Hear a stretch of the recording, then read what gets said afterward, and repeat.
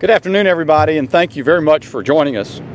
I'm pleased to be joined with by a number of my colleagues who will speak to you in turn, and by Russ Vogt of Renewing America.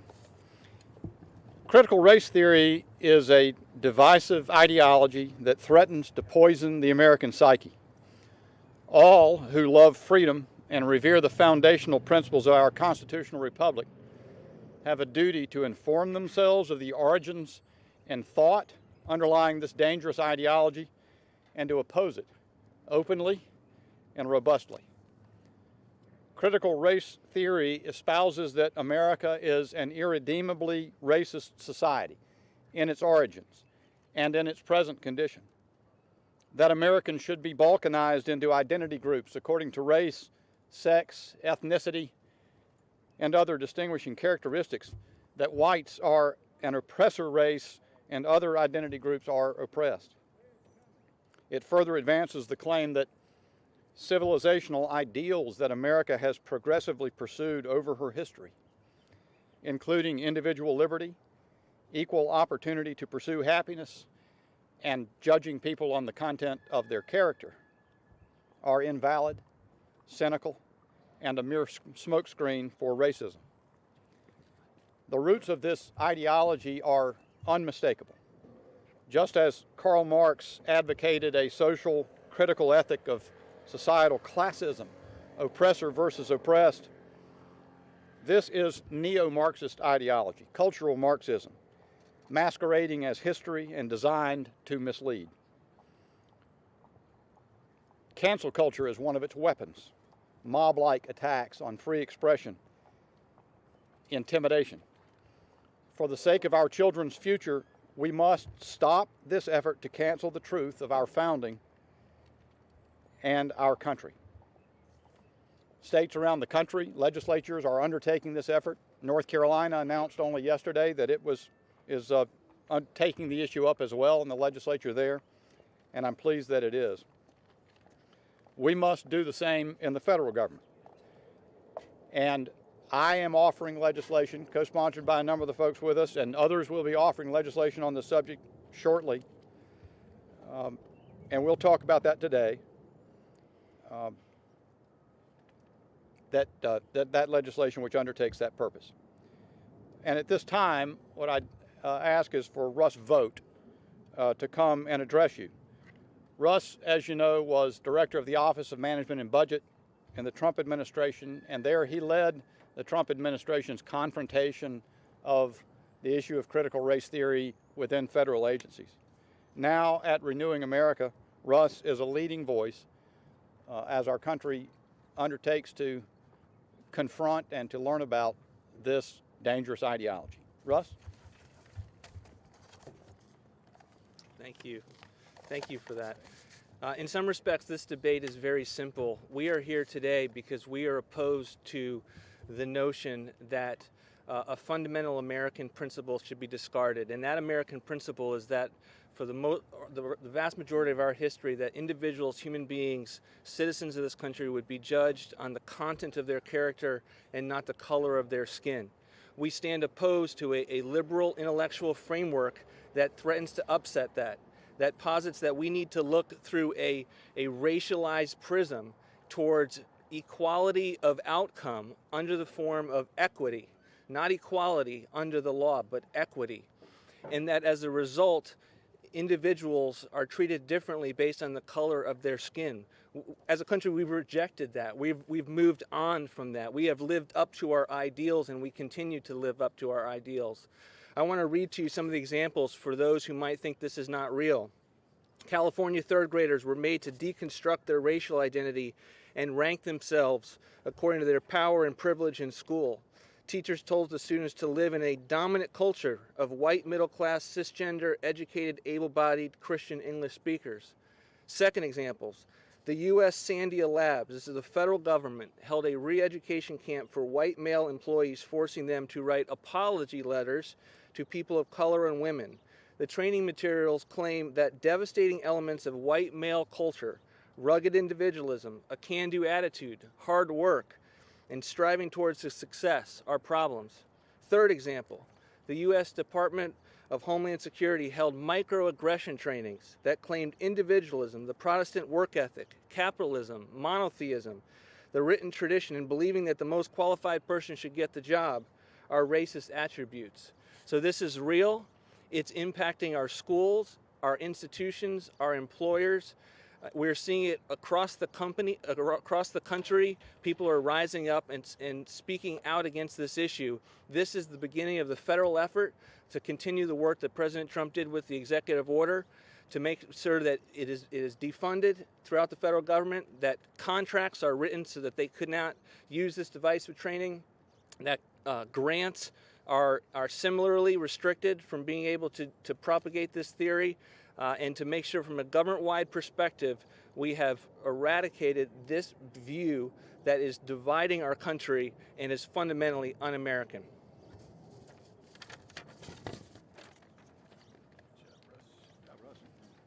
Thank you, Russ. And I'm going to briefly describe the two pieces of legislation that I'm offering this week and then ask others of us to come and address you.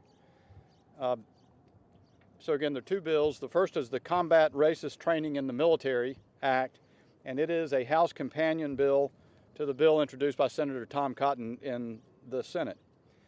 It prohibits the United States military from using materials to promote critical race theory, and it stands for the idea that CRT does not belong in our armed forces. That bill, as we file it, will have 39 original co-sponsors. The Stop CRT Act, Stop Critical Race Theory Act, will be the most comprehensive legislation to restrict the spread of CRT. In September 2020, as you know, and apropos of Mr. Vought's presence here today, President Trump signed an executive order banning federal agencies from indoctrinating their employees with these ideas. Joe Biden has revoked this executive order as soon as he took office, but it was the right thing to do. This bill, when passed, would codify the Trump executive order banning critical race theory from being used in federal agency trainings. But the legislation will go further. It will ban any federal funds from being used to promote critical race theory anywhere. That legislation has at this point 31 original co-sponsors. Both bills are supported by the Center for American Renewal, Heritage Action, the Claremont Institute, and FreedomWorks. And with that, I'd like to ask Congressman Chip Roy of Texas to come up. Thanks, Dan.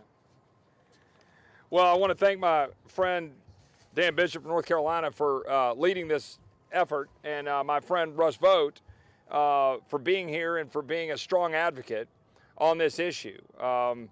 The Center for Renewing America is a great new addition to the fabric of the discussion here, and they're leading a lot of the important ideals and initiatives that were advanced during the Trump administration's America First agenda.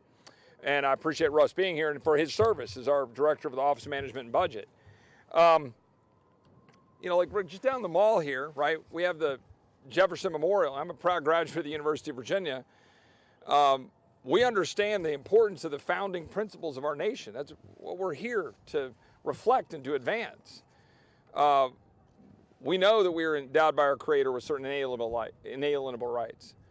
But importantly, that we are created equal, right? That's the fundamental principle that we all adhere to. And I think back to growing up and learning and listening to Dr. Martin Luther King and being judged by the content of our character, not the color of our skin. When I think about Chief Justice Roberts in 2000, I think 5 or 6, the Supreme Court opinion, talking about the sordid business it is of divvying us up by race. Well, we're divvying up our entire country by race and teaching our children that America is evil. It's happening right now.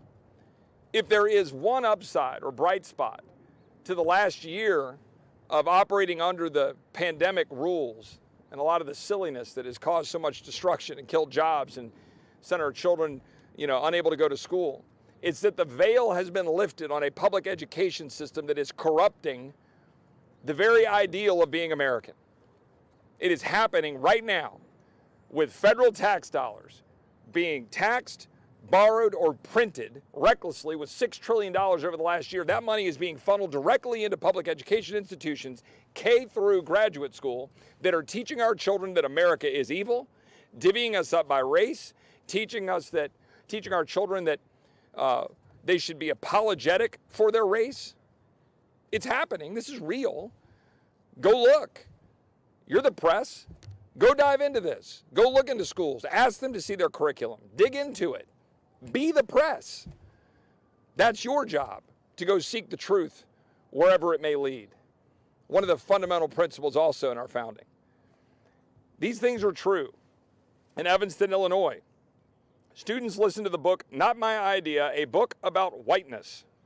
And parents were asked to discuss the book with their children at home. The book states that whiteness is a bad deal, and always was, and that you can be white without signing on to whiteness.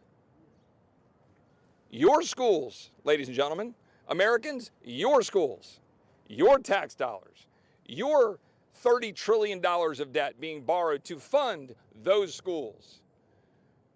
I was taken aback by the woman who approached the issue. I think it might have been in Georgia. I don't know, Marjorie. I mean, it was somewhere where she was aghast at what was going on in the schools and what was being taught.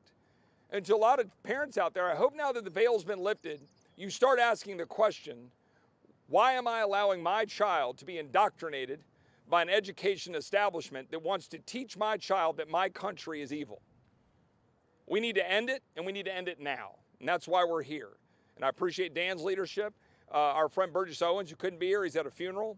I've also introduced legislation, and it's called the Combating Racist Teaching Act. And it will make sure that all of our federal dollars, that not $1 can be used to fund a K through graduate school education if they're teaching any of these theories, any of this critical race theory stuff, any of it. No federal dollars. And I think we ought to stand on that as Republicans, because we stand for equality. We stand for equal justice under law, as written on that building right across the street in the Supreme Court. And with that, I'll turn it over to my friend Ralph Norman from South Carolina. Thank you so much. I want to thank Dan, Bishop, Russ. Thank you for your comments today at our Conservative Opportunists. Folks, we're in a cultural warfare today. Some of the terms that some of my colleagues have mentioned, it's now about oppressed versus the oppressor, tearing down.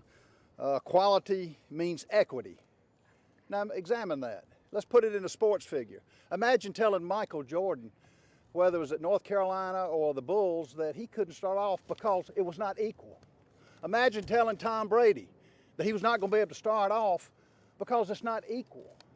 Folks, this is a serious flaw that, as Chip said, y'all need to research. Find out what's being taught. And I ask everybody to look into what this represents. Look in what this critical race theory is teaching our young children, from kindergarten all the way up through college. This is in simplistic terms, this is Marxism. Those who are wealthy and those who aren't. Those who own businesses versus the workers. There are no solutions being offered. It's just separations, splitting this country. What about telling what's great about this country, that's what's made it free? If not America, what country do you go to? Where do we go? Why not being positive about America, particularly with what's going on today? We got a border that's being overrun. We got gas lines that people not only are filling up their cars, but are paying ungodly prices for every product that's delivered by trucks that don't run on solar panels, folks. They run on gas and oil. It separates the two classes of people who are white and everyone else. How ridiculous is that? It frequently refers to whiteness or white beliefs. Critical race theory asserts that people with white skin are inherently racist, not because of their actions, words, or what they actually believe in, their heart, but by virtue of their color of their skin. Folks, it makes no sense. We are all Americans. We're here to protect and defend a country, a republic that is on the verge of going socialistic, and it starts with the Marxist theory of CRT. Do your homework, ask questions, and then tell people now it's we the people who need to be involved with our churches. We need to be involved with our school boards, and we need to be involved and defend against this. We've got a group of patriots behind me that are willing to do that. We're willing to fight, because what's going on is only dividing a great country. We need to have solutions. We need to make America greater. Thank you so much. Well, I'm honored to be here with my colleagues who stand with me along with most Americans against racism. I think the question everyone needs to ask themselves is, who stood in line before they were born and got to pick the color of their skin? No one. The very idea that we should divide any of us, especially our children, based on our skin color is wrong. It's racist, it's immoral, and that tears people apart. Teachers should never, ever put down a child or make them feel bad about themselves based on any characteristic about their body, their skin color, what kind of hair they have, what their face looks like, tall or short, how good they are at something. Teachers are supposed to bring our kids together and build them up, not tear them apart based on their skin color or what they're telling them about their skin color. That's awful. Any mom and dad knows, and I'm really happy I am a mom. That's the greatest blessing in my life. You know that when your children go to school and they play with the other kids on the playground, they're just playing games. They're not picking their friends based on the color of their skin. At least that's not the America that I know. And I don't know anyone that lives in that kind of America. The critical race theory, 1619, this is a project that is destroying our country. These are the things that we overcame in the civil rights era, and I'm so proud that we did. I'm thankful for my colleagues that are introducing strong legislation against the critical race theory.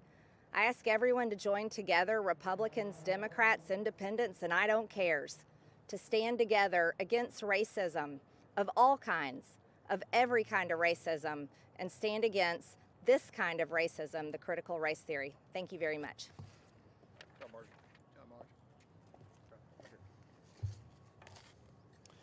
I want to thank my friend Dan for this, Russ Vogt for helping with this important legislation. So let me start by just sharing a few important facts. One, the United States is not a racist country. In America, we judge our fellow citizens by their own merit and not by the color of their skin. In America, we strive for equality of opportunity for all. Now, until recently, these were not controversial statements. But according to the radical far-left ideology known as CRT, or critical race theory, our country is flawed, it's hopeless, and it's evil. Critical race theory states that America is systemically racist and that we must define each other based solely on race and then pass laws that reflect that. Now, we're standing here today because corporate America, big tech, and Hollywood are pushing critical race theory in institutions all around the country. Critical race theory is even infecting the military. It's being taught at the U.S. Military Academy at West Point. It's being taught at the U.S. Naval Academy. They've even got suggested readings based on critical race theory. So think about that. Instead of teaching our fighting men and women to unite around a patriotic love for our country, they're instead being taught that our country is inherently not good and not exceptional, and that our troops are being taught, rather than to unify, they're being taught to divide themselves based on skin color and on background. So that's why these bills are essential. They would keep these un-American and frankly racist in and of themselves theories out of our schools, out of our federal workforce, and out of our military. So look, here's what we need to be teaching our fellow citizens. We need to teach them that this nation is special. We need to teach them that our country is blessed by God. We need to teach them that we embody the ideals of life and liberty and the pursuit of happiness, and that we are all endowed by our Creator with equal rights that no man or no government can ever take away. And that's the truth about the United States of America. So I want to thank, again, Congressman Bishop, my friend Russ, for leading legislation to help preserve this truth in our armed forces, in our federal agencies and institutions all across this country. Thank you.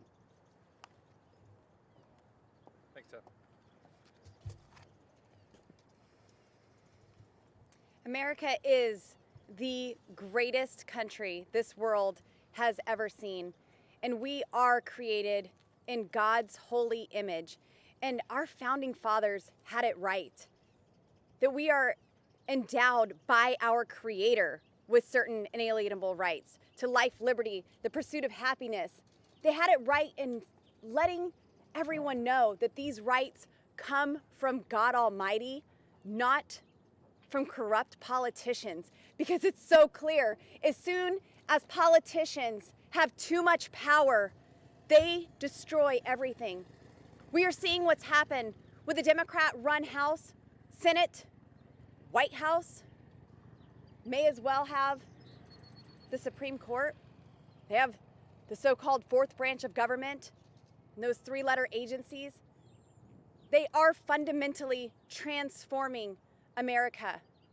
We want the American dream to remain for generations to come. I'm a mom of 4 boys, and their freedom, their future is absolutely my motivator. All I ever wanted to be was a mom, but their future motivated me to do so much more. I stand before you all today because of the American dream, because we all have equal opportunity, not equal outcomes, and that's okay. I'm not afraid of a challenge. I'm not afraid to throw my hat in the ring and try to accomplish something better, but I want that opportunity to be there for everyone in America. I charge the men and women at home watching this, get involved. Get involved at a local level. Show up to your school board meetings. Listen to what is taking place. Have an opinion on the curriculums that are being taught to our children. If you feel compelled, run for office. Be on the school board. That is the most important part of government, especially right now. Our children are so valuable. Their future is so valuable, and we cannot lose it to something like this racist, critical race theory. Racist Democrats have always been after our children. They pushed for segregation in schools in the 60s, and now they're pushing this critical race theory in our schools, which is nothing more than modern day racism. Democrats want to teach our children to hate each other. This radical theory brings division, not unity. It advances hate, not love. And it puts a person's skin as more important than the content of our character. President Lincoln once quoted the words of Jesus, "A house divided against itself cannot stand." We are the United States of America, not the divided States of America. America will not fall to its knees from an outside threat, not to China, not to Russia, and certainly not to North Korea or ISIS. They are too weak, and we are too strong for them. If America falls, it will be because we destroyed ourselves from within. It'll be because we were taught to hate instead of love. We glorified division over unity. We praised communism over freedom. We have people marching in the streets demanding that our rights be taken from us. In what country does that happen? That will be the end of America. And I am proud to be here today to stand with my colleagues in the Freedom Caucus and to say, hell no to this racist propaganda. The Democrats want to fundamentally change America. They've told us, believe them, because that's what they are doing. And they want to destroy this shining city on a hill.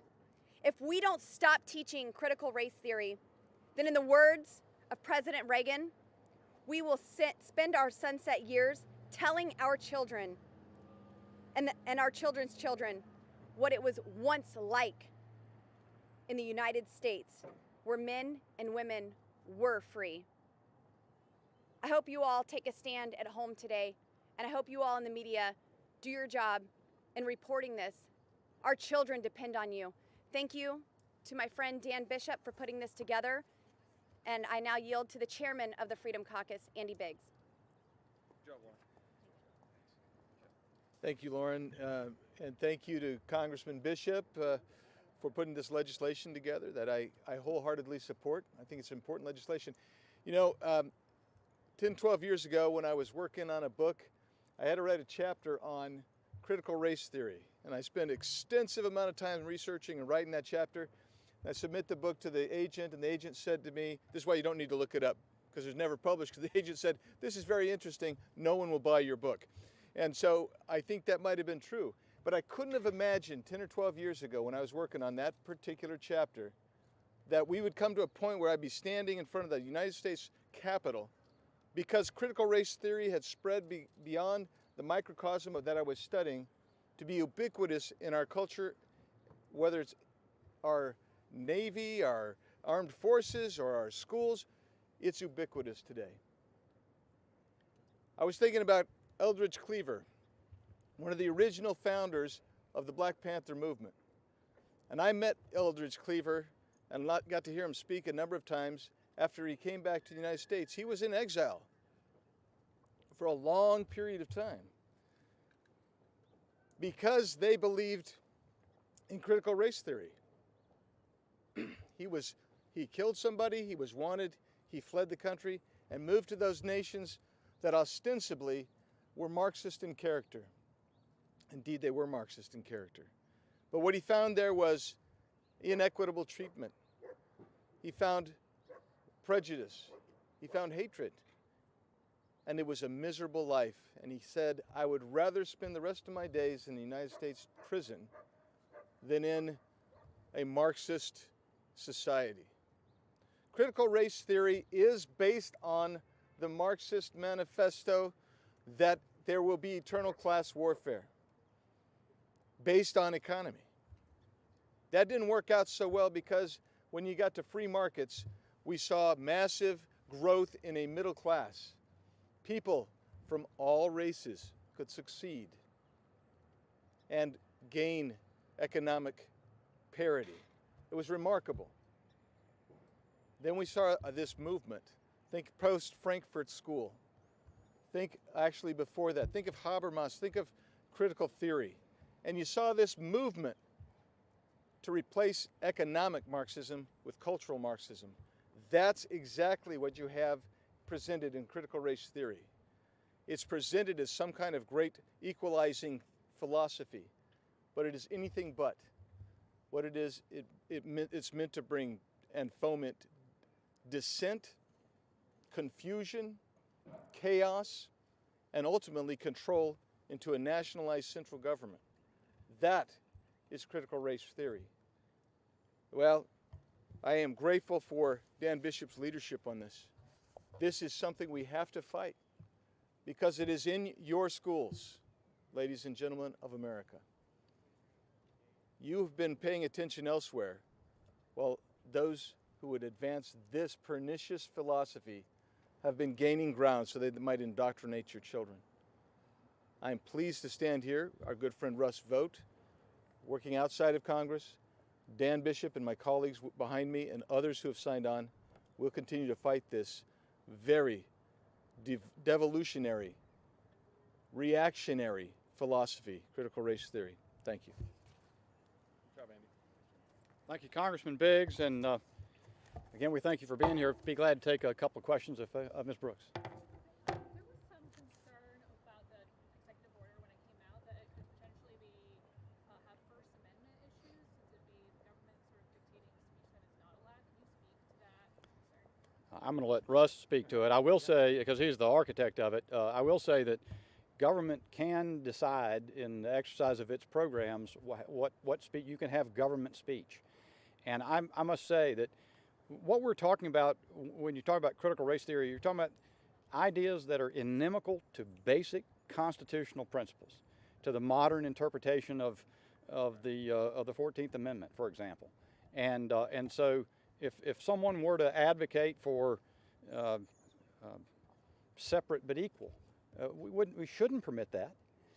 It belongs to a bygone era. It's been appropriately reviled, and it would be within the competency of the federal government to say we're not going to endorse that. Russ, you may want to add something more. to that. Yeah, I think that's one part of the answer with regard to how it works with the federal government. I mean, these are future contracts that people are entering into. These are grants that would go out, and the federal government has the ability to put terms on contracts to be able to make sure that it applies based on the principles of the American people. And as we see it across the country, we're not talking about banning all conversations about race. We're talking about banning indoctrination, about telling people that when the same way that we say that the earth is round, we are asserting that that's fact. And in the same way, critical race theory is making assertions of fact about this country and about people that are not true. And those are the indoctrination trainings that we are trying to get out of the federal government. Mr. Lance? So Marxism as an ideology is a concept that's foreign to most Americans. How would you educate people and introduce this concept to them so that they could first identify it? You know, it does sound a little bit exotic to people, and it is interesting. I was reflecting on this. You know, there was back in the 50s, there was a big controversy over Alger Hiss and a few handful of Soviet communists who had infiltrated the Roosevelt executive branch, and a big controversy over that. A fellow named Whittaker Chambers, the famous book Witness, about his exposing that because he had been involved in that and subsequently became an editor at Time and so forth. You know, what we're seeing today makes that look like a piker. I mean, we're not talking about foreign influence necessarily, but we are talking about a pervasive, as Andy Biggs described it, pervasive influence of this ideology. And I'm sorry, give me the rest of your question? Essentially, how can Americans identify Yeah. something? So, and I think but I think they've got to be educated. The story has to get out, frankly, through you. But if you go and you study what Marx was about in terms of trying to imbue society with this criticism, to unsettle it so that the elites would fall away from it, it would become destabilized. That's the original essence of Marxism. And then there's a guy named Gramsci who was in Italy, imprisoned in the latter years of his life, but he articulated that the reason that had not really taken hold anywhere, the way to do it was to get a hold of the cultural institutions of a country and sow the same kinds of divisions, if not on the idea that Marx had of the proletariat versus the bourgeoisie, but instead along race lines, and particularly saw that was a vulnerability for America. It's like that was a blueprint for what is being done. So it does, you know, one of our responsibilities as elected officials is to learn about that ourselves and to tell the American people through every avenue that we can. But really, it depends on an open and free American press. And there's some challenges there today, but the roots of that need to be examined, and the American people need to know about it. I can tell you that American people have great sympathy for the plight of African Americans in this country, for the racial discrimination they've borne over the course of our history that has been in a progressive way corrected. And but there's a desire on the part of these folks to elide or conflate these issues, and they are very different. And the cultural Marxism is very dangerous. But this is absolutely prototype cultural Marxism, and they need to know it. Hey, Dan. Yeah. I just want to add one thing to that point. Yes, Is just what I tried to allude to before. So on this question of, you know, how do you stop Americans from being, you know, buying into or believing in this sort of Marxist ideology? I mean, it starts very much with the schools. I mean, it's one of the reasons why we're here talking about schools and ending this indoctrination of our children. And my wife and I were public educated K through law school, okay? We send our kids to a private classical Christian school. Why? Because I want them to be able to pray, to believe in God, and to be taught that America is good. I want them to be taught that we should treat everybody as we want to be treated and to treat everybody equally. That's what I want. I don't want them to be indoctrinated by teachers' unions who are taking money from American taxpayers, not teaching our children, and then when they do pull them in the classroom, they say America's evil, you're bad, your whiteness is bad. That is horrific. That's Marxism at display. And we've got to end it. We've got to end it right now in our public education systems so that we can save our country going forward, and that's how you do it. Congressman Roy, would you run for conference chair against Elise Stefanik? Well, we're here to talk about other topics, but I will say this, she should have an opponent. Yes, ma'am. Why is it so important that critical race theory is not promoted in the military? And do you expect any Democrats we should have support on this from every quarter, because again, if you dig into what this is about and to understand the essence of it, it isn't a matter of Democrat versus Republican, or it shouldn't be. There should be uniform embrace of the very basic ideas of equality that our Constitution manifests. And your question, I'm sorry, the other. Yeah, the military. Why should well, first of all, whether it's in academia, higher education, whether it's in grade school, whether it's in federal agencies, whether it's in private employment, frankly, in any place, this is so grotesque, so contrary to the foundational principles that have created a successful society here, that it ought to be opposed everywhere. But the reason specifically for the United States military is because I can't think of any institution where cohesiveness and esprit de corps, a mutual support for everyone, is absolutely essential to the proper functioning of that unit. In fact, the United States military was always in the vanguard of establishing racial equality and racial cooperation, racial participation. They were the very first advancers of that as it took hold in American society in a way that we can be proud of.